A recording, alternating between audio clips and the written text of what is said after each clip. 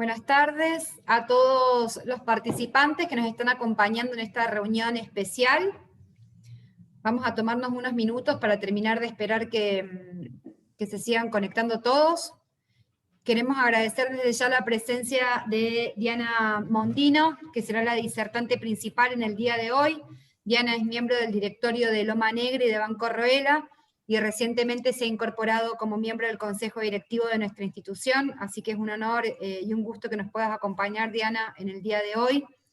Esta jornada, como siempre, va a contar con el informe de Lucas Navarro, director de nuestro Instituto de Investigaciones Económicas, que en el día de hoy va a hacer una presentación acerca de los resultados del plan económico del gobierno enfocado en las elecciones, así que en primer lugar vamos a darle la palabra a él para que pueda comenzar.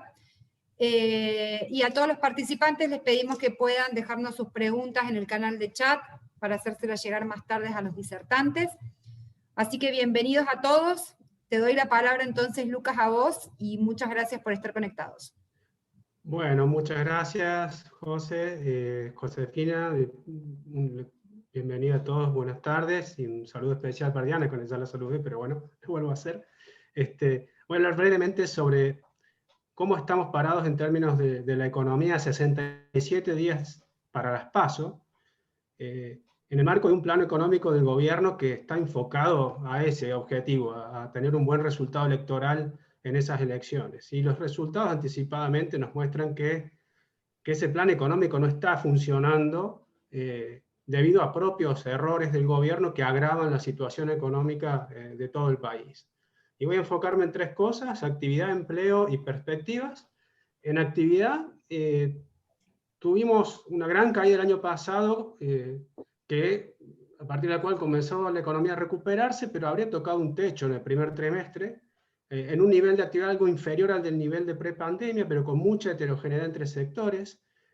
La actividad económica agregada viene cayendo desde febrero, tuvo una máxima caída mensual en el mes de abril, que es el mes con los últimos datos que tenemos, donde hubo una contracción de 1,2% respecto a marzo.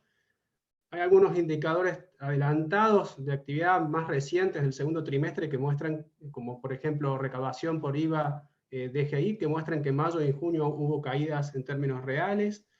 La construcción también tiene un patrón de caídas aún más marcado, y se acaba de conocer el dato de que la reducción de la actividad fue de 3% en mayo. Todo esto ocurre en el contexto de nuevas restricciones a la actividad ante la pandemia, que se origina y tiene que ver con déficits, falencias en la política sanitaria, y también tiene que ver con el menor poder de compra de la población, dado que los ingresos subieron por debajo de la inflación, y eso se refleja también en caídas en todos los indicadores adelantados de consumo. Según CAME, el consumo en junio estuvo en un nivel 16% inferior al que tenía en junio de 2019. Hay sectores que venían muy golpeados, como gastronomía, turismo, servicios, que ahora la pasaron aún peor, la están pasando aún peor en el marco en el que estamos. Otros sectores como manufactura venían mejor, aunque también se acaba de saber el dato de mayo, en donde hubo una caída de 5%, una caída mensual muy fuerte. Es la mayor caída de actividad que tenemos en la industria desde marzo a abril del año pasado. Están también factores heterogéneos dando vuelta. El caso de la industria automotriz tiene un buen desempeño, viene produciendo a menos del 40% de la capacidad instalada, con lo cual tiene espacio para seguir creciendo, pero aún así resulta curioso el caso de empresas como Renault, que dependen de la autorización de importaciones de componentes para poder aumentar su producción de camionetas y poder aumentar el empleo. Ahí es donde vemos las restricciones que ocasionan en la producción decisiones extrañas, cuestionables en lo que es el manejo de la política exterior, de comercio exterior, ¿no? En empleo, los datos de empleo del primer trimestre mostraron cierta recuperación, aunque aún estamos en niveles muy inferiores a los prepandemia. Hay 437.000 empleos privados menos que en la prepandemia, y hay 184.000 empleos públicos más que en la prepandemia.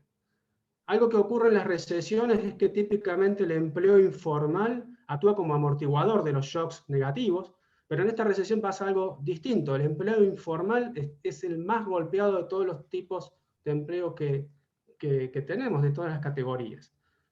Llamó la atención el dato de Córdoba en empleo, aparece como el centro urbano con mayor desempleo, con una tasa de desempleo que llegó a casi 15%. Y acá hay algo interesante de Córdoba. Si bien no se publicaron los datos de empleo público de 2021, hacia fines del año pasado en Córdoba, a diferencia de lo que pasó a nivel nacional, hubo una importante contracción del empleo público, 11.806 empleos públicos menos en el Gran Córdoba, en los 3 niveles de gobierno, una magnitud que no se observó en otros grandes centros urbanos. En contraste, tenemos el caso de La Plata, donde está el gobernador Kicillof, en donde el empleo público aumentó en casi 16.000 personas el año pasado. Por otro lado, tenemos que en Córdoba los datos oficiales de empleo formal privado del primer trimestre muestran que creció en 6.588 personas, esto es 1,3% respecto a diciembre, siendo que a nivel nacional creció 0,4%. Entonces es probable que en Córdoba el fuerte aumento del desempleo tenga que ver, por un lado, con una mayor incorporación de personas que buscan empleo en el mercado laboral y con el achicamiento del sector público, más que a una peor situación del empleo privado en relación al resto del país, para aclarar ese punto. En cuanto a perspectivas, y volviendo a la parte de la situación nacional, la menor actividad reduce las chances de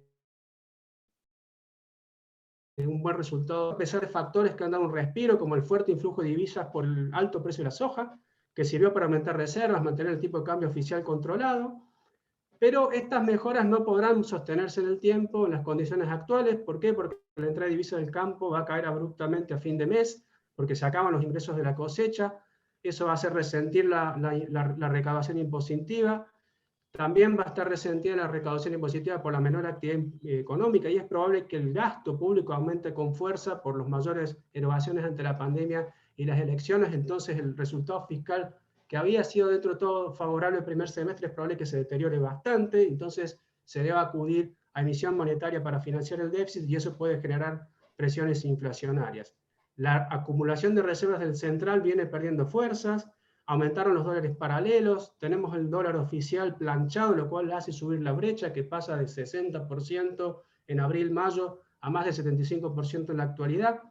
Algunos incluso asocian la situación externa tan endeble con las medidas extremas que restringen los viajes. Los vuelos en Argentina están a un nivel que es el 13% del nivel prepandemia, el menor de América Latina. En el otro extremo tenemos México, donde están al 89% del nivel prepandemia. Entonces, para ir cerrando, es probable que tengamos un aumento del déficit fiscal pronto, monetizado con emisión, esto en el entorno de las elecciones, un aumento de la brecha cambiaria, pérdida de reservas, que eso puede reavivar el fuego inflacionario. Lo preocupante es que en este contexto se toman medidas que son más de lo mismo, más controles de precios y cantidades en los mercados, que ponen a la economía en un estado de olla a presión que está a punto de explotar. Son medidas que parecen estar guiadas por dogmas que no tienen un sustento técnico en evidencias y que dañan a la economía, medidas que en algún momento requieren ajustes, y ese ajuste brusco vendría luego de las elecciones, porque se puede aguantar hasta las elecciones, pero en 2022 está el desafío enorme, además de la negociación con el fondo.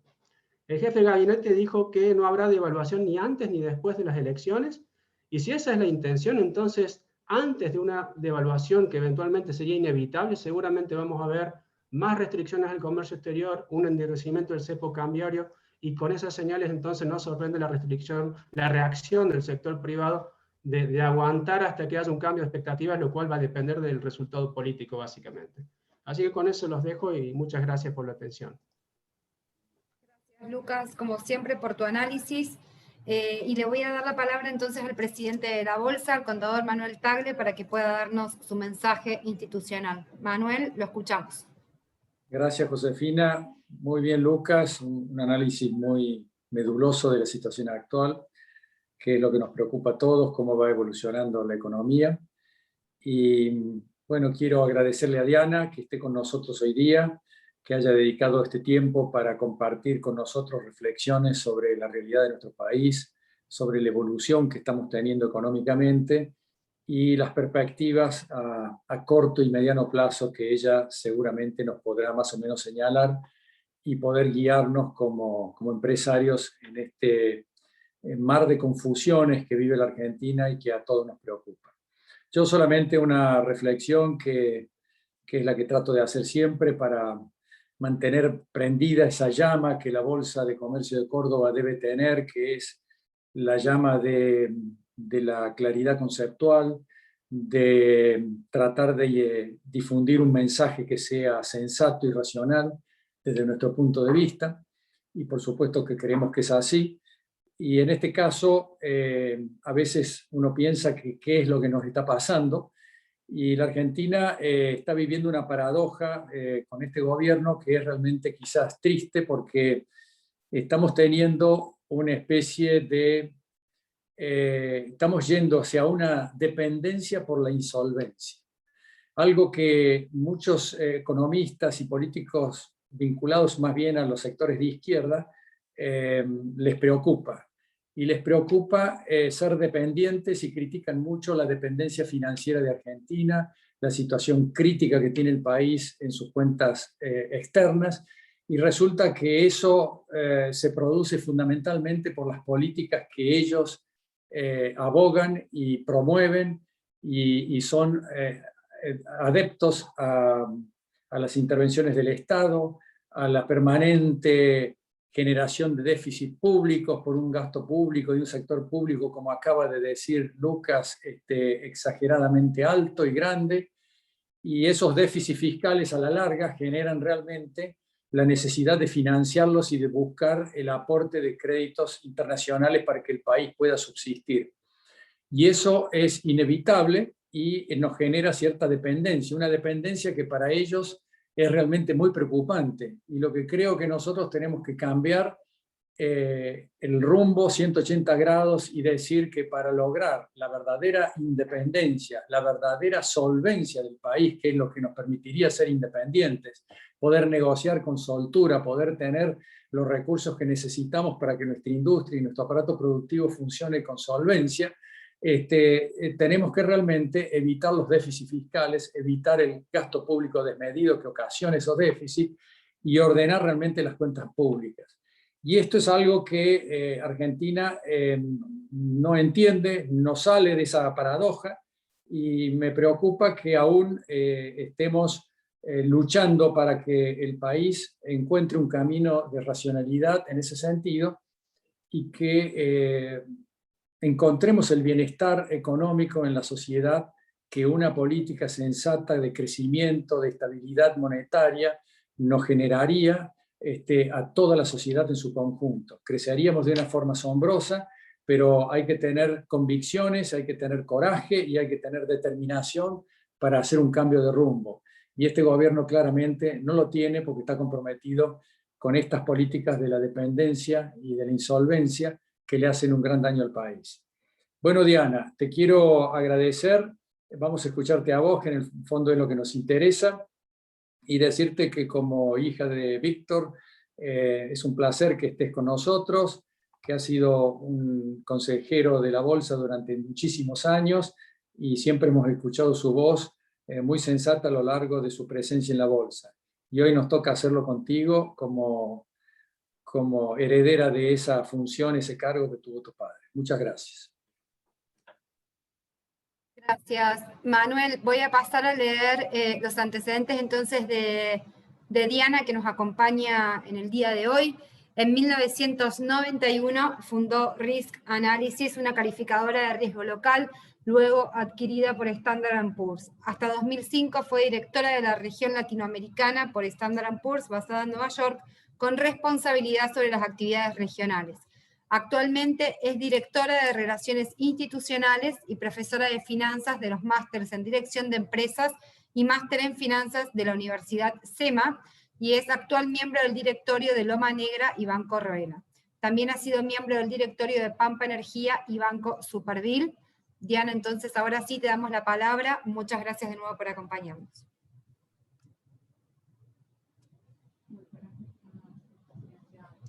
A ver, está silenciada, Diana. A ver. Ahora sí. Gracias por la invitación. Gracias, Manuel, por las palabras y por mencionar a mi padre, pero Josefina, no te voy a perdonar jamás que leas el currículum entero, porque eso hace notar la edad. Pero bueno, eso también se puede considerar que es experiencia. A ver, Lucas ya nos contó los números. Manuel Tagle nos ha contado cómo estamos en el país, cuál es la situación actual. Yo quisiera limitarme a hacer una pequeñísima explicación diferente a la habitual de por qué estamos como estamos y qué caminos alternativos hay para salir. Los objetivos probablemente casi todos los compartamos, todo el mundo quiere que el país crezca, todo el mundo quiere que haya un desarrollo, todo el mundo quiere que desaparezca el desempleo, todo el mundo quiere que nuestros hijos tengan futuro. El asunto es cómo se hace partiendo de la situación actual. Y la situación actual es una situación de notable descapitalización, de todo tipo. Yo la primera pregunta que les haría a ustedes, todos ustedes son empresarios, es ¿qué es el capital? No hace falta que me contesten, no hace falta que saquen una hoja, pero díganme, piensen ustedes, ¿qué es el capital? Y una bonita definición es que el capital es trabajo cristalizado. El capital es lo que alguien, yo mismo, o antes alguien, generaciones anteriores, pudo trabajar, producir y ahorrar y conservar. Entonces, es todo trabajo que en algún momento existió y que se convirtió en un tractor, en una máquina, en un libro escrito, en un método, en un proceso, en una patente, en dinero, en acciones. Entonces, el capital es lo que alguien alguna vez trabajó. Por lo tanto, atacar el capital es atacar el trabajo. Entonces, no podemos estar diciéndole a la gente que queremos que progrese si le estamos diciendo, si vos trabajás, en el futuro vamos a destruir tu trabajo. Otra cosa que también tenemos que considerar es que cuando se está hablando de cuál es el futuro que queremos, cómo organizar, el principal capital que tiene cualquier sociedad es su capital humano. Y estamos en Argentina en una situación bastante particular, en donde claramente no está habiendo acumulación de capital humano. No hay escuelas, las escuelas están cerradas, las universidades están cerradas, y es cierto, se pueden dar clases de alguna manera, pero bajo ningún punto de vista son asimilables a lo que puede ser una educación personalizada y con presencia. ¿Qué otro tema tenemos con respecto al capital? Una carga impositiva fenomenal. Nosotros tenemos, las personas trabajan, sobre lo que trabajen pagan impuestos, de lo que consuman pagan impuestos, de lo que ahorren pagan impuestos, y si se ahorró bastante por esta, no sé si única vez, pero digamos hemos tenido este impuesto solidario por aquello que haya sido acumular bastante capital. Entonces, estamos diciendo que el trabajo no vale. Al mismo tiempo estamos poniendo desincentivos al trabajo, que no está por el lado de los planes, porque a pesar de lo que se dice, pensemos que gran parte de la gente que ha tenido que cobrar algún tipo de plan, o empresas que han accedido a un repro, o como sea el nombre que le ponen, es hoteles o restaurantes o la empresa que sea, esos mozos, esas mucamas estaban trabajando, y ahora no trabajan, ahora no producen. Entonces, tenemos una fenomenal carga impositiva sobre todo lo que parezca capital. Sin embargo, me voy a permitir abrir ahora un archivo, se lo mando por chat también si alguno quiere verlo, que es el presupuesto del año 2021. No sé si estoy compartiendo pantalla. Díganme ustedes si estoy compartiendo pantalla correctamente. A ver.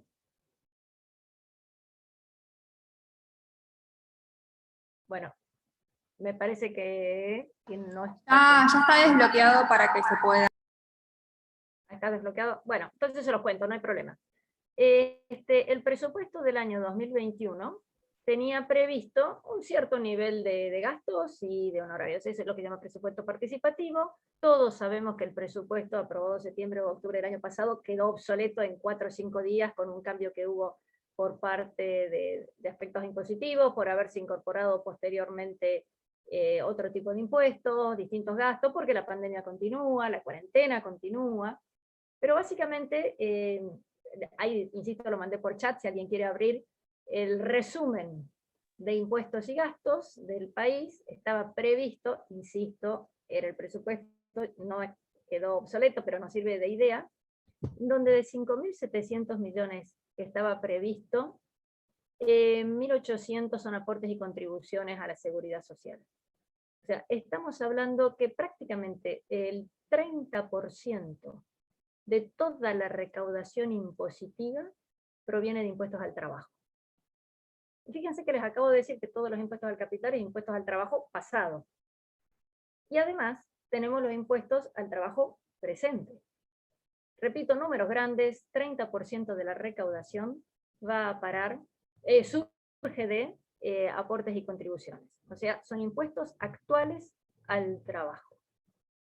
La suma de los impuestos actuales al trabajo es mayor que los dos principales impuestos que tenemos en Argentina. Es mayor que IVA y que ganancias sumados. Entonces, cuando uno dice que queremos desarrollar un mercado de trabajo, que queremos desarrollo de las personas, y que queremos decir que tenemos la posibilidad de que haya más gente que se incorpore al mercado de trabajo, difícil será si tiene que soportar esa enorme carga impositiva. Y además tenemos una bajísima productividad. Entonces, como ustedes ya han escuchado 1000 veces que, bueno, que esto es necesario, porque de ahí depende a dónde van los recursos, les comento también que todos los derechos de exportación e importación sumados son 700.000 millones de pesos, y sin embargo, lo que se pensaba gastar en todo lo que sea ayuda, los planes, etcétera, es menor.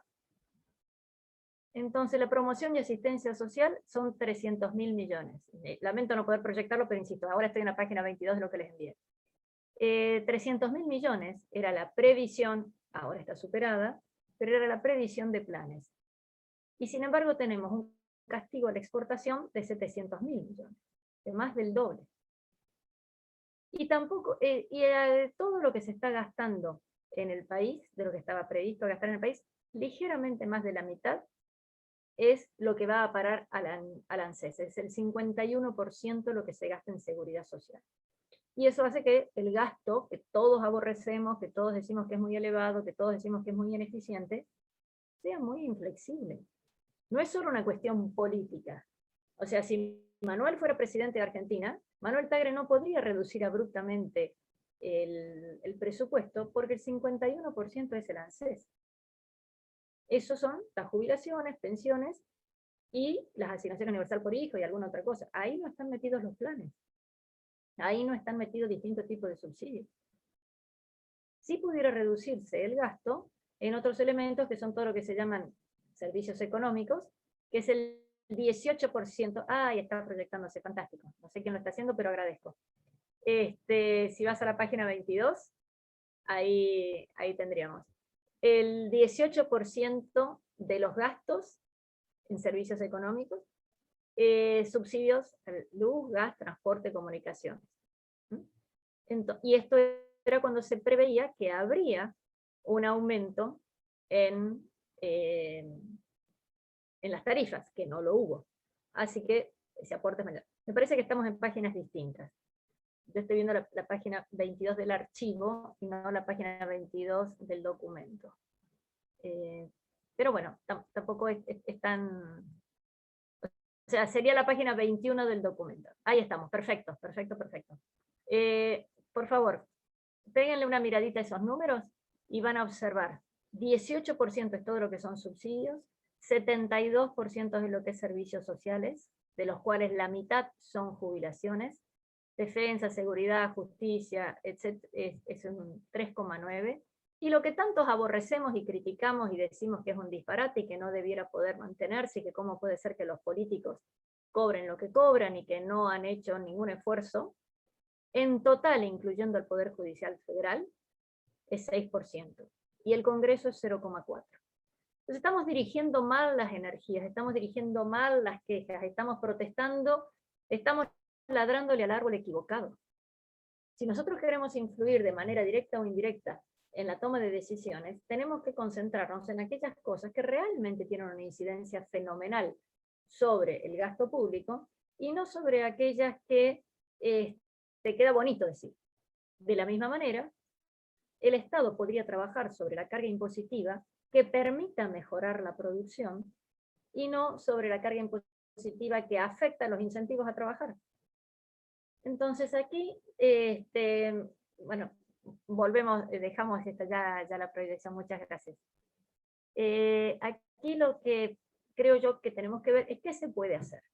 ¿Y qué se puede hacer con la convicción que tiene gran parte de la población de que la situación económica que tenemos proviene, esta grieta que tenemos, es que la otra mitad del país está impidiendo que alternativamente nos podamos desarrollar? Los empresarios son malvados, la gente del campo no trabaja y vive de rentas extraordinarias, los empleados son pobres oprimidos, o al revés, mucha gente que piensa que está manteniendo planeros o que está manteniendo a legisladores que encima cobran muy poquito, como dice la diputada Vallejo, y que cobran, que no es muy poquito. Entonces, ¿qué podemos hacer para orientar en esta dirección? Obviamente, cambiar el discurso, generar incentivos, fijarnos en lo que pasa en el resto del mundo, y hago un capítulo aparte después sobre eso, pero básicamente lo que tenemos que modificar, y que no es tan difícil, creo yo, es modificar la forma en que se cobran los impuestos. Los mismos impuestos, pero modificando la forma. ¿Por qué? Porque un poder ejecutivo no puede, no debería modificar impuestos sin pasar por el Congreso. Digo no debería porque acabamos de ver la semana pasada que teniendo ya dictamen de comisión, media sanción en senadores, dictamen de comisión en diputados, cuando llega a la votación en diputados el tema de impuestos a plazos fijos y algún otro tipo de impuestos, Massa dice, no, el artículo 4 mejor lo cambiamos, y unilateralmente una sola persona dice, eso lo saquemos.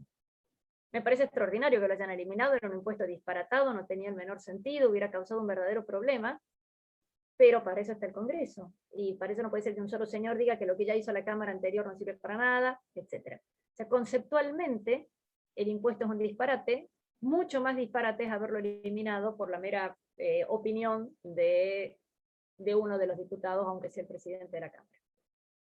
Así que, ¿qué podemos hacer con esta carga impositiva? Por empezar, nosotros tenemos que concentrarnos en cómo está funcionando la AFIP.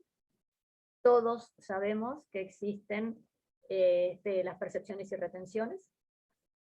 Debería haber una cuenta fiscal única. Esto no tiene que pasar por el Congreso, esto no es sujeto a votación, esto no hay que salir a la Plaza de Mayo, esto no hay que generar consentimiento ni titulares en las páginas en los diarios, es simplemente decir, es un nuevo proceso administrativo en donde créditos y débitos fiscales se pueden compensar. Aquel que tenga un crédito fiscal se le devuelve en un plazo perentorio, no digo en una semana o un mes, pero que no sea la distorsión que tenemos ahora, que créditos fiscales que tienen años no tienen ningún tipo de actualización ni compensación, y en cambio si uno se atrasa 15 minutos, sí tiene penalidades muy grandes. Entonces, eso es una modificación exclusivamente del sistema de funcionamiento de la AFIP. Insisto, no es algo sujeto a votación, no es algo que tenga que pasar por un Congreso. Otro tema es la devolución del IVA crédito a exportadores, que cuando asume Macri había una cifra estrambótica que no se devolvía, se fue intentando reducir y ahora está creciendo nuevamente. Entonces, lo que estamos exportando en Argentina son soja, conocimiento, turismo e impuestos. No puede ser, esos tienen que ser restituidos rápidamente. Con esos dos elementos solos, ya tendríamos un poquito de mejor capital de trabajo para algunas empresas. Eso les permitiría tratar de salir adelante. Noten que yo no les estoy hablando a dónde va a estar el dólar, no les estoy haciendo una proyección de inflación, no les estoy hablando de valores y principios republicanos, yo les estoy diciendo, si esta gente no quiere que el país se convierta en Haití, y que no le pase lo que le pasó al presidente de Haití, que ustedes habrán leído que ayer fue asesinado, si no quieren que pase eso, son pequeñas cosas que se pueden hacer sin perder ninguna de sus banderas. ¿Qué otra cosa podemos hacer? Dentro de las otras actividades que se pueden hacer, de nuevo, sin salir a la Plaza de Mayo a saludar, ni tener ningún tipo de ese tipo de recriminaciones, hasta ayer yo hubiera dicho que era permitir la libre asociación a obras sociales. Ayer se ha modificado y al contrario, no solo no hay libre asociación, sino hay que dificultad para cambiarte por lo menos por el primer año. Es camino contrario a lo que hubiera sido una sugerencia. Porque eso permite que la gente pueda modificarse. Y tercer medida que pudiera ser realizada de nuevo sin pasar por ningún tipo de proceso legislativo, es modificar todo lo que son cargas que se aplican a transacciones de capital, compra y venta de una casa, de un tractor, cuánto te cuesta una hipoteca, etc. Porque muchos de esos costos ni siquiera son costos propios del gobierno. Usted me va a decir, Diana, yo vine a escuchar una charla de economía y cómo salimos, y yo le digo, esto es exclusivamente para impedir una implosión. Una vez que un país se queda sin capital de trabajo, se queda sin inversiones, es muy difícil salir. Y ustedes me dirán, ¿y por qué va a pasar eso? Si no te gusta el gobierno A o el B, pues ya vendrá gente que sea propia del gobierno A o B. De hecho, mucha gente está absolutamente convencida que las políticas que se están llevando a cabo ahora es porque son los amigos del gobierno que se quieren quedar con todas las empresas. Bueno, pero si pierde dinero el empresario actual, ¿qué nos hace pensar que el empresario amigo del gobierno va a poder ganar? Solamente si él deja de pagar los impuestos. Si no, ¿por qué habría de ser más eficiente que la persona que está a cargo hoy de la gestión de una empresa? Entonces, para no hablar de dólar, para no hablar de cómo va a ser la inflación, me parece que esas son las medidas mínimas que hay que tomar. Inversión no va a haber, no solo por una cuestión de expectativas, sino porque, como bien decía Lucas, tenemos capacidad ociosa en todos los sectores. Hasta que esa capacidad ociosa no se complete, no hay ninguna posibilidad de que alguien quiera hacer una fábrica nueva, un galpón nuevo o un alambrado nuevo. Por otra parte, también tenemos que considerar que para que haya mejoras en el empleo y o en el salario, en una, las dos o ambas, es absolutamente imprescindible que mejore la productividad. Subir el salario por decreto hace que las personas directamente ni siquiera sean contratables, porque el fruto de su trabajo no es suficiente para compensar lo que hay que pagarle. Y encima tiene cargas sociales, contribuciones, etc. Entonces, una zapatería no va a contratar un vendedor nuevo si lo que le tiene que pagar ese vendedor es mucho más que el margen que le deja los zapatos adicionales que puede vender gracias a tener un vendedor adicional. Entonces, a menos que haya un salto en la productividad, es absolutamente imposible que el salario real mejore. Dos formas de mejorar el salario real. Una hay que mágicamente todo el mundo quiera comprar zapatos, en este ejemplo que estoy, o que mágicamente se bajen los impuestos. Como les mencioné, aproximadamente el 30% de la recaudación total del país son impuestos al trabajo. También sabemos que hay un fenomenal desempleo, y Luca nos ha dado los números, hasta en Córdoba, cómo ha aumentado. Pues una posibilidad es que todo nuevo empleado no pague ningún tipo de impuestos por un tiempo, ni el empleado ni el empleador. ¿Por qué? Porque no tiene suficiente productividad para compensar el costo que tiene. ¿Por qué? Porque tiene que aprender, porque tiene un problema. Porque las dos industrias que más castigadas tenemos en Argentina, que son turismo y gastronomía, son, en general, industrias de primer empleo, en donde un chico joven puede empezar porque no tiene demasiada preparación y no la necesita para ese tipo de trabajo. ¿Por qué eliminar los impuestos al primer empleo, al que sea nuevamente contratado? Por un periodo de tiempo pequeño, pero porque es la única forma de que esa persona sea empleable y no tiene costo fiscal. Entonces, uno de los mitos que tenemos en Argentina es que cualquier medida tendrá costo fiscal. Y eso es un disparate, porque primero está suponiendo que el fisco tiene prelación o prioridad sobre cualquier cosa que haga el sector privado, y segundo, está suponiendo que lo hubiera cobrado. Y la gente que está desempleada hoy no está pagando ningún tipo de impuestos.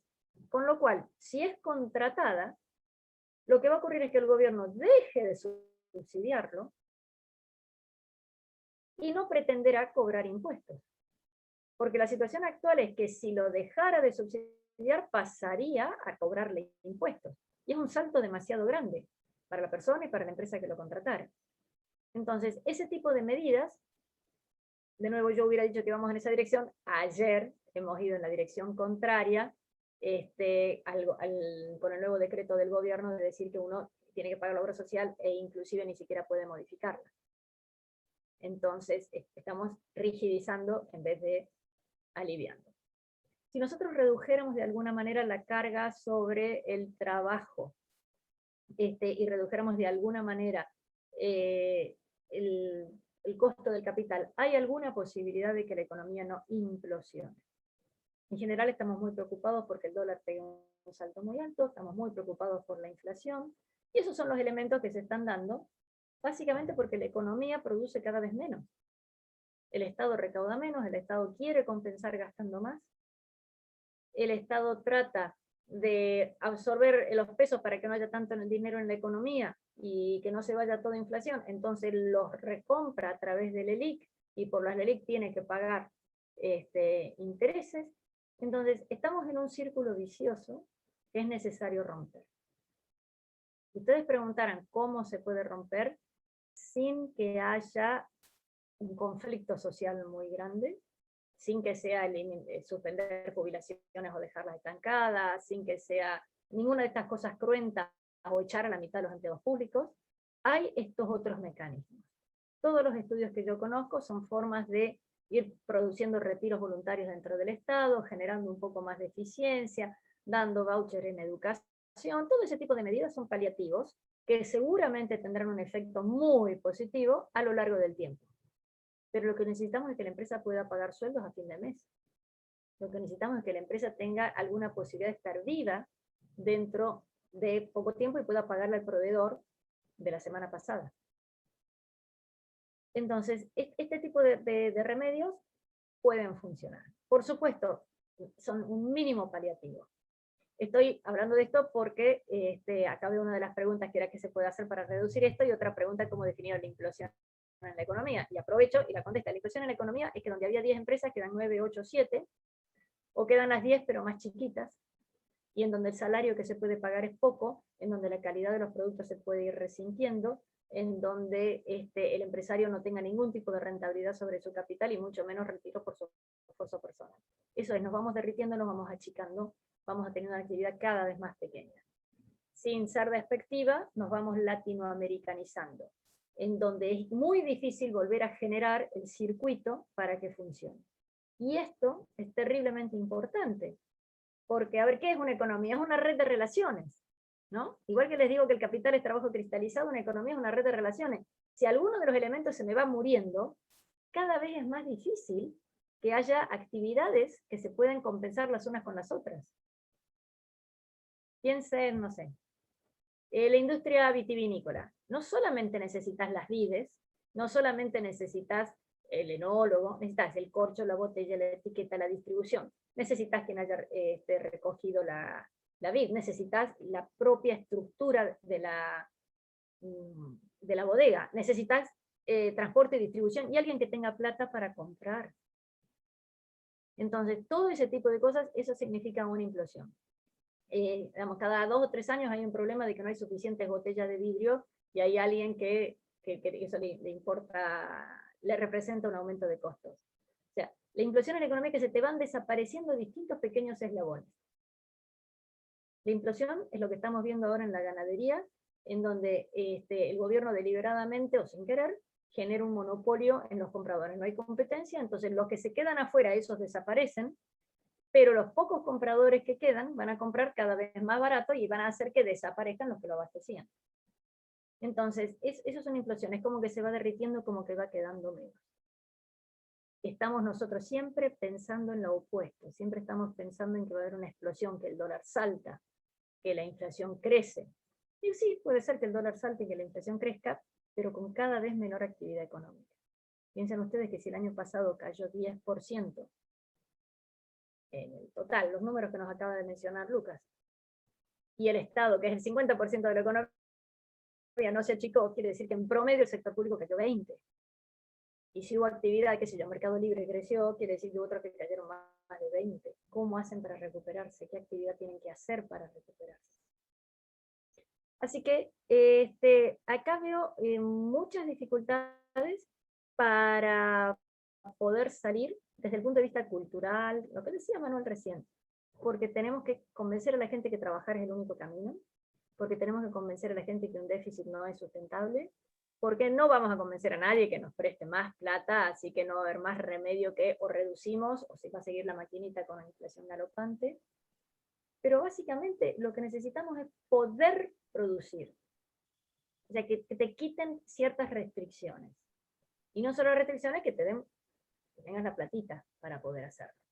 Hoy la AFIP es el principal acreedor, deudor de la economía argentina. La AFIP tiene en créditos fiscales cifras que son 40, 50%, depende de qué año se tome, de lo que recauda. quiere decir que si fuera promedio, cada uno de nosotros podría pagar por una única vez la mitad de los impuestos. Pero eso te da aire para poder seguir adelante. Yo sé que, de nuevo, no son las medidas habituales con las cuales estamos acostumbrados a hablar y pensar. Hago un paréntesis, aunque Josefina me va a decir que ya estamos en la hora, una palabrita sobre el dólar y la inflación.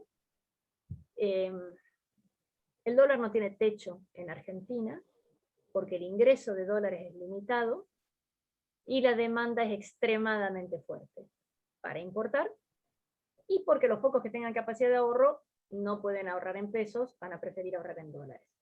Entonces la única forma de que el dólar no esté saltando es porque el gobierno está haciendo maniobras poco elegantes con los bonos para para que haya abastecimiento de bonos en dólares, que eventualmente pueden venderse en dólares y abastecer la economía. Pero eso no es sustentable por muchas razones. Una, porque en algún momento se acaban los bonos. Dos, porque eso es convertir deuda en pesos en deuda en dólares, que es lo que se supone que se trató de cambiar. Eso por el lado de los dólares. Y por el lado de la inflación surge de tener que monetizar, de tener que darle plata al Estado por el déficit que tiene. Esa plata que se le dio al Estado por el déficit que tiene por parte del Banco Central, de alguna manera se trata de reabsorber, de evitar que esté circulando, sobre todo que hay menos producción. Para eso el Banco Central se endeuda, entonces tenemos doble endeudamiento, el del Tesoro y el del Banco Central. El del Tesoro se llama déficit fiscal y el del Tesoro, el del Banco Central es el pase fiscal, y está pagando una tasa de 38%. Y entonces ustedes piensen en el balance de cualquier empresa, el del Banco Central es el mismo. Tenemos activos y pasivos. Los activos, que son las reservas. ¿Cómo son las reservas del Banco Central? ¿Cómo son los pasivos del Banco Central? Crecientes, por lo menos a una tasa del 38%. Absolutamente insostenible. Absolutamente insostenible. Entonces sabemos que el dólar al precio de hoy, por más que diga el Cafiero lo que quiera, pero el precio de hoy es barato, lo único que lo puede compensar es comprar algunos bienes que sean razonablemente dolarizados o dolarizables, y la inflación no se puede reducir. No estamos en una situación de la llamada curva de Phillips, que a mayor inflación, menor desempleo. Entonces un poquito, banquémonos la inflación para que haya más crecimiento en la economía. Esa no es la situación argentina. No estamos en una situación en donde se puede emitir el déficit, que en Estados Unidos es toda una corriente que ha estado en los últimos 3 o 4 años, más bien desde el 2008, que deben haber leído ustedes, MMT, Modern Monetary Theory, la teoría monetaria moderna, que dice, bueno, se puede emitir, porque eso es solamente el caso de Estados Unidos, que puede emitir, que lo observa el resto del mundo. Ningún otro país del mundo está en la misma situación, y mucho menos Argentina. Entonces, no estamos en condiciones de, con inflación, mejorar el desempleo, no estamos en condiciones de emitir despiadadamente para absorber el déficit, no estamos en condiciones de hacer crecer la economía, porque el principal pagador de impuestos es el propio trabajo. ¿Y qué nos queda? Nos quedan estas medidas que yo les decía, o fomentar la exportación.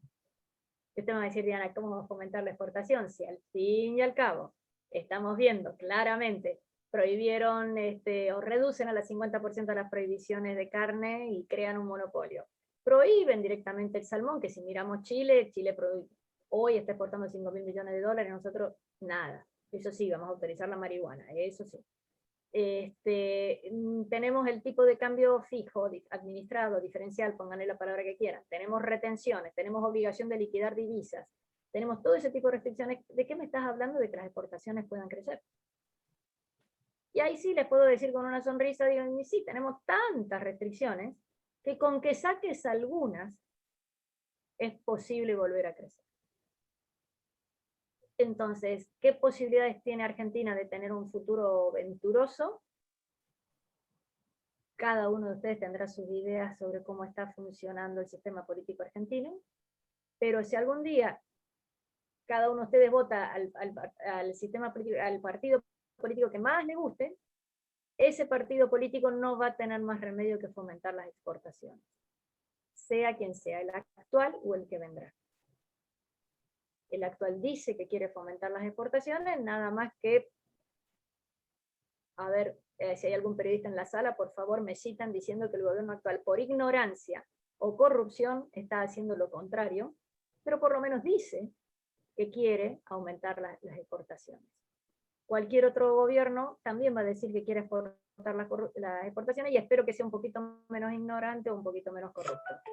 Pero en ese caso podremos. ¿Por qué? Porque justo lo que exportamos nosotros es factible de que mantenga el nivel de demanda a lo largo de los años. Hay otros países que pueden producir cosas cuya demanda va cambiando en el tiempo. Por suerte, lo que nosotros podemos producir más o menos rápidamente no tendría una caída fuerte en las exportaciones. Así que bueno, con eso quiero decir, digamos, no castiguemos más al capital, o por lo menos tratemos de explicarle a la gente que el capital es el trabajo que alguien hizo. No castiguemos más al trabajo, porque por el trabajo, por lo menos el trabajo nuevo, y ojalá fomentemos las exportaciones. Si eso no se hace, no hay forma de reactivar la economía. Piensen que si cayó 10%, por eso solo ya tiene que estar creciendo muchísimo, nada más que para volver al nivel que estábamos en 2019, que era un nivel bajito, y fomentar las exportaciones. ¿Argentina tiene salida? Sí. ¿Tiene salida fácil? No. ¿Vamos a ser un país desarrollado algún día? No lo sé, pero el camino está. El camino es dejar de grabar en la forma en que se está haciendo ahora, no reducir la recaudación, sino la forma en que se está haciendo, y exportar. No pido un Estado eficiente, no pido un Estado menos corrupto, no pido que haya una toma de decisiones más ágil que la que tenemos ahora. Eso tal vez algún día venga, pero eso tarda, y Argentina necesita empezar a crecer ya mismo. Así que con eso,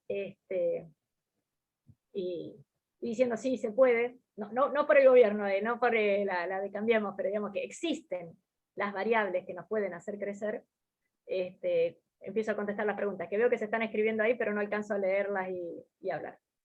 Así que, no sé. Gracias, Diana. Pruebo yo. Gracias, Diana. Es un placer escucharte, y voy a comenzar a leerte algunas de las preguntas que van llegando en el chat. Empiezo con una de Walter Giannoni, que está acá, un periodista de La Voz. Dice: no entendí la aclaración sobre qué dice en realidad acerca del aumento de las exportaciones. Entiendo que es sobre la aclaración de qué piensa este gobierno sobre el aumento de las exportaciones, a lo mejor. En todas las presentaciones que ha hecho el ministro Culfas, y mismo en el discurso inaugural del 10 de diciembre de 2019, prácticamente en el mismo párrafo, se habló del aumento de exportaciones. Culfas siempre habla de aumento de exportaciones, y en el mismo párrafo en donde Alberto Fernández dice que va a aumentar las exportaciones, también instauró 9 emergencias. Emergencia administrativa, laboral, previsional, energética, tarifaria, de todas. Y voy a decir, si estamos en emergencia, ¿cómo vamos a aumentar? Pero bueno, el speechwriter debió haberlo puesto en 3 páginas de distancia entre un tema y el otro. Pero sí, el gobierno actual habla de fomentar exportaciones continuamente. Gracias, Diana.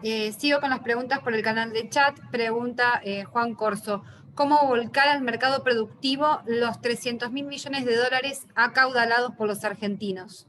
Hoy no. ¿Por qué habrías de poner plata en un lugar en donde no tenés posibilidad de vender lo que vayas a producir? Sí, podés ser uno de los que tienen los 300.000 millones, te compras el campito de al lado, pero el campito de al lado va a producir lo mismo que está produciendo hoy, y lo que está produciendo hoy es a pérdida. Valor presente neto de los flujos descontados de eso es negativo. Entonces, hoy ese dinero no está disponible. Por eso tenemos que trabajar como si no existiera. Afortunadamente, con la capacidad de reacción que tenemos en los argentinos, si en 6 meses, un año, esto se estabiliza y deja de caer, yo creo que eso vuelve. Vuelve el sistema financiero primero. Cuando vuelva, si es que vuelve el sistema financiero primero. O sea, vos hoy podés comprar las empresas que están en la bolsa a precios que son chistosos.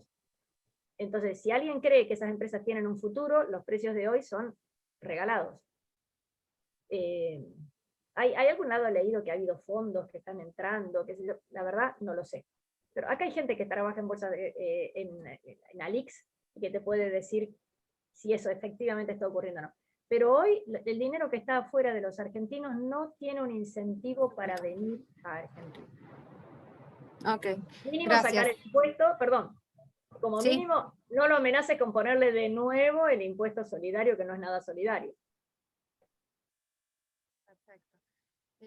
Ramón Bosch nos consulta, bueno, un gusto, doctora Mondino, ¿cómo ve el futuro de los profesionales autónomos en el país? Depende de lo que hagas.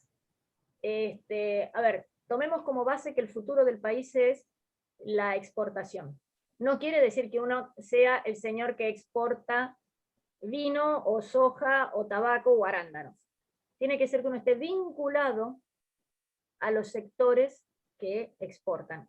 Puede ser un productor, un distribuidor, el contador, el que le limpia los vidrios. O sea, es tratar de vincularse con los sectores que van a ser los últimos en desaparecer. Son los que tienen más posibilidades de crecimiento.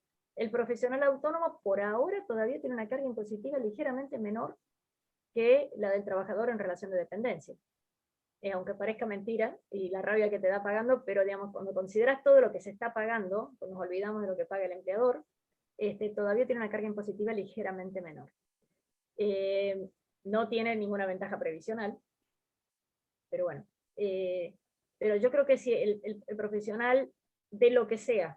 Ayer hemos visto a Satellogic, que hace un reverse buyout y que va a salir a cotizar en la bolsa en Estados Unidos. O sea, Satellogic es puro talento argentino. Ya está en varios, no sé si la conocen, pero digamos, eran todos chicos argentinos y ahora ya tienen operaciones en varios lugares del mundo y lanzan satélites. Los dos primeros satélites se llamaban Fresco y Batata.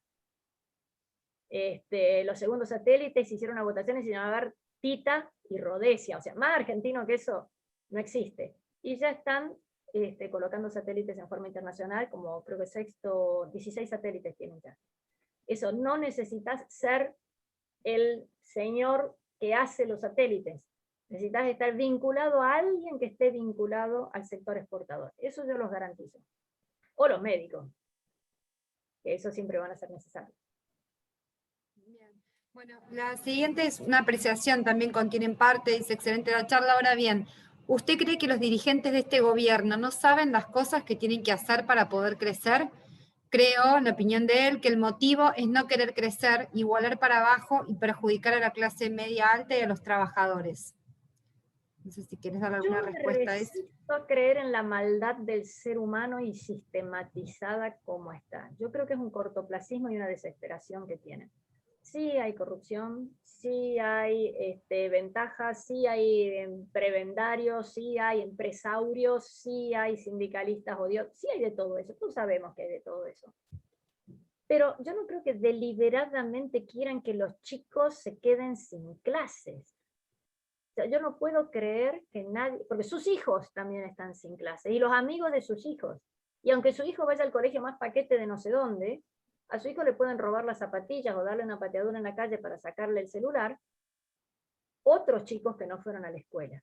Así que yo creo que es impericia y descoordinación. Te lo pongo en otros términos. Hace 2 o 3 meses hubo una chiquita que la habían secuestrado, que a través de las cámaras la encontraron, que una vecina la denunció. Bueno, con alguien nos pusimos a sacar la cuenta de los organismos que podrían haber participado para que esa chiquita o su familia no tuviera una situación en la que estaban. 14 encontramos. 14. Desde el hospital donde nació esa nena, que le podrían haber hecho una serie de, digamos, cuidado o prevención para la mamá, el hecho de estar en la calle, en ciudad y en provincia, digamos, el patronato de la infancia, ONGs también, los ONG no la meto, pero 14 organismos estatales podrían haber participado para que esa nena y su familia no estuvieran en la situación de calle en la que estaban, y en la situación de violencia familiar en la que estaban. Ninguna se había enterado. Cada una creía que la otra era. Hay descoordinación, hay un montón de cosas que no son útiles. No son útiles. Esas son las cosas que uno cree que puede reducir el costo del Estado, ¿ves? Que esas actividades o se hagan bien o dejemos de pagarlas. Una de las dos. Pero no es el monto más importante del gasto total. Insisto, el 51% del presupuesto era ANSES. Yo por mí, el Ministerio de la Mujer podría modificarse bastante si, no sé, cada uno tendrá su opinión al respecto, pero no es lo que mueve el amperímetro. Y creo que me fui, no era esa la pregunta, pero... No, pero está perfecto, era más una apreciación, digamos, personal de uno de los participantes. Bueno, la siguiente pregunta dice, en España están viendo de ajustar de alguna forma el sistema de pensiones. ¿No se tendría que hacer algo en ese sentido en nuestro país? ¿Es sostenible este sistema? Absolutamente, no, el sistema actual es insostenible, está quebrado por el lado que lo mires. A ver, uno que recuerda con nostalgia, tristeza, no sé cómo decirlo, indignación, la modificación del sistema de AFJPs.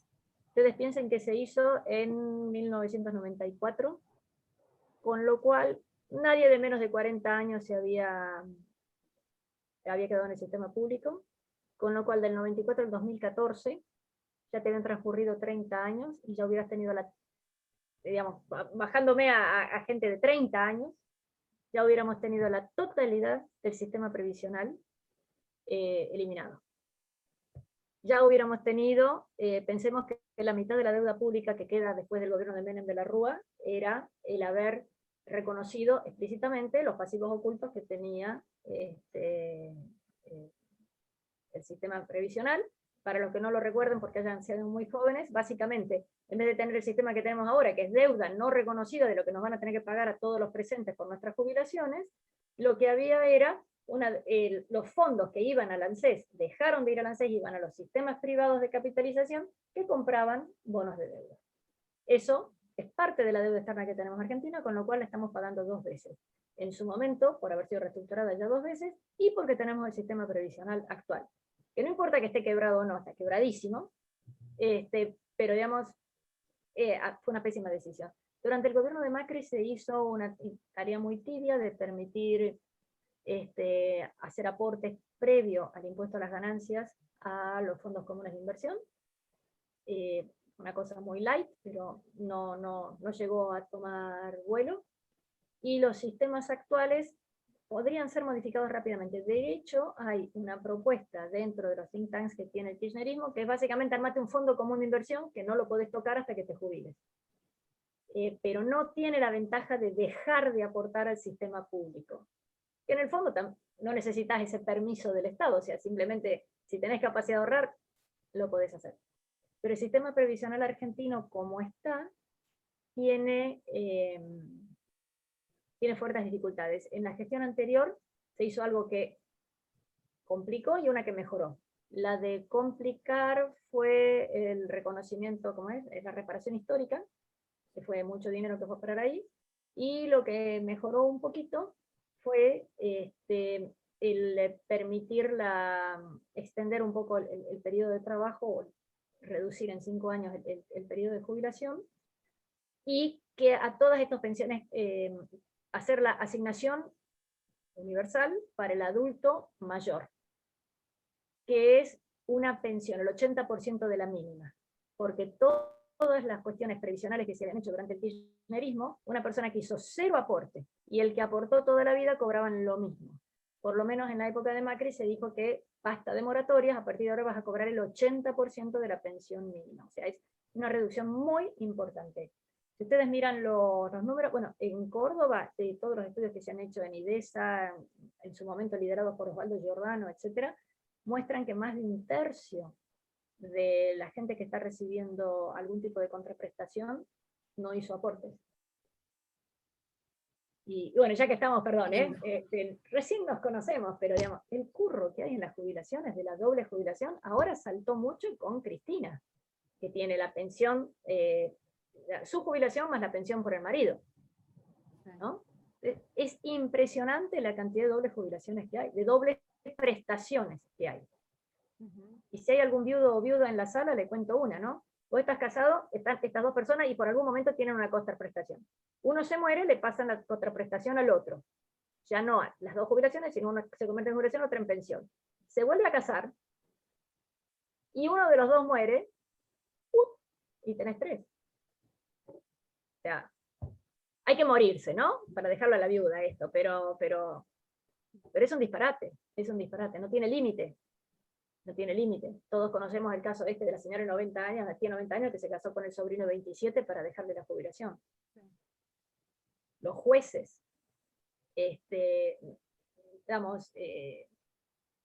La cantidad Vuelve de hijos insostenible. la cantidad de hijos de jueces que están reconocidos como con discapacidades mentales o de algún tipo para que sigan cobrando la pensión del juez es. Ustedes saben que hay una hija de Guido, de la época de Perón, que sigue cobrando la pensión de su padre, del presidente Guido. O sea, tenemos muchísimas de esas cosas que son justas y son legales, pero no hay forma de que un sistema previsional pueda funcionar de esa manera. Diana, hablabas hace un rato del tema inflación, y te pregunto, la política del gobierno de poner más plata en la calle, con las nuevas paritarias, con el alivio del impuesto a las ganancias para un sector importante de los empleados, ¿va a ser un factor más de incentivo a la inflación? ¿Crees que puede hacer que aumente todavía más? Si no hay producción, es inflación. Si la cantidad de huevos y zapatillas que hay en la economía es la misma de antes, más dinero en la economía es inflación. Si en base a eso hay gente que se pone a producir más huevos y más zapatillas, no es inflación. Acá no es solo la cantidad de dinero, es la demanda de dinero a los fines de comprar algo o de atesorar. Bien, si no tenés más cosas para comprar, no podés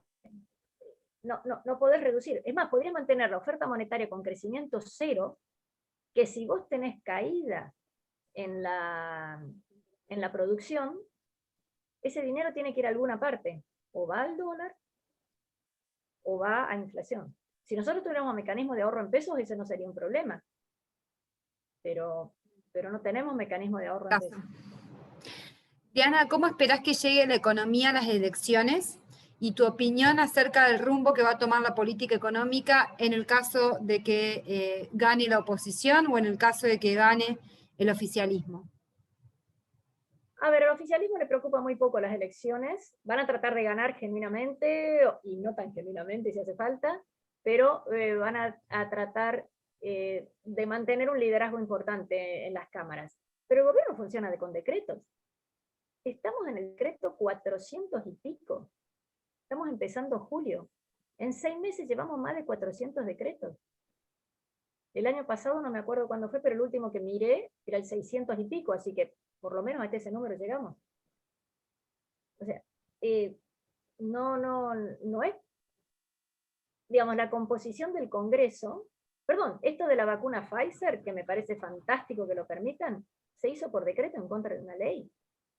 Si hay algún abogado en la sala que me diga si eso es factible.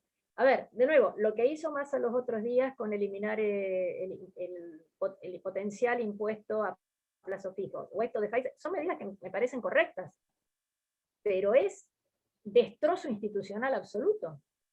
Y como esta la admitiste, como este es como el cuento del señor que pide una cacerola prestada, y cuando la devuelve con una cacerolita. Dice, sí, porque tuvo un bebé. A los 6 meses vuelve a pedir la cacerola prestada y no la devuelve. Dice, ¿qué pasa? No se murió. ¿Cómo se va a morir una cacerola? Ah, ¿vos crees que puede tener bebés y que no se puede morir? Pero es exactamente lo mismo. Ya te han metido en el transcurso de 2 semanas 2 cosas totalmente por la ventana, que como te gustaron no dijiste nada. Cuando no te guste, ¿qué vas a hacer?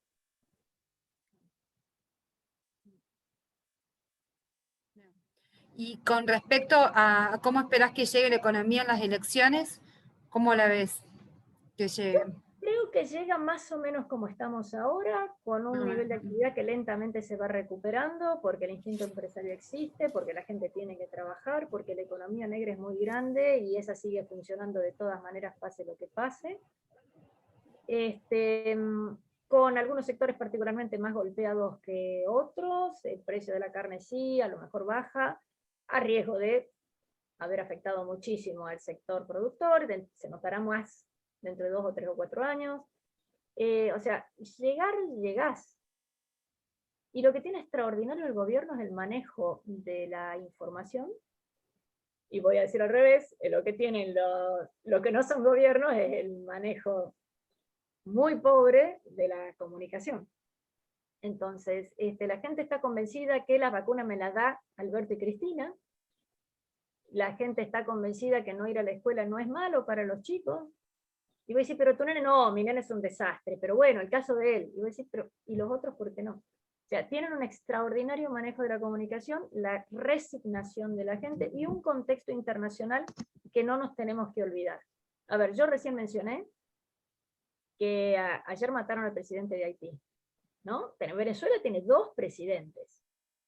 Bolivia tiene expresidentes presos, no sé si justo o injusto.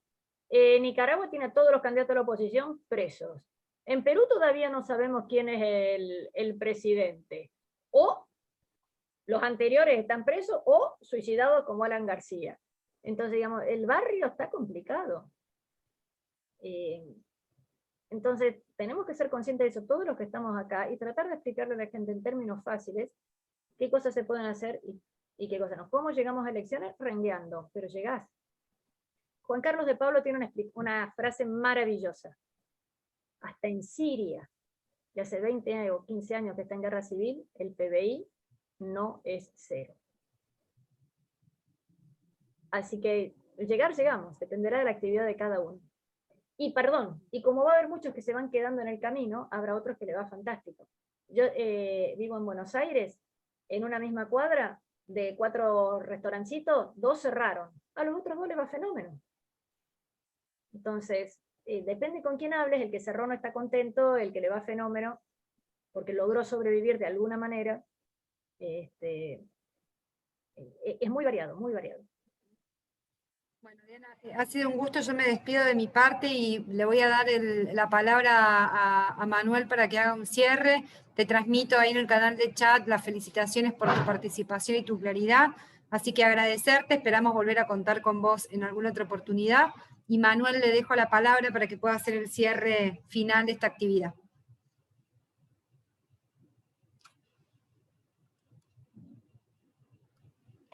Ahora sí.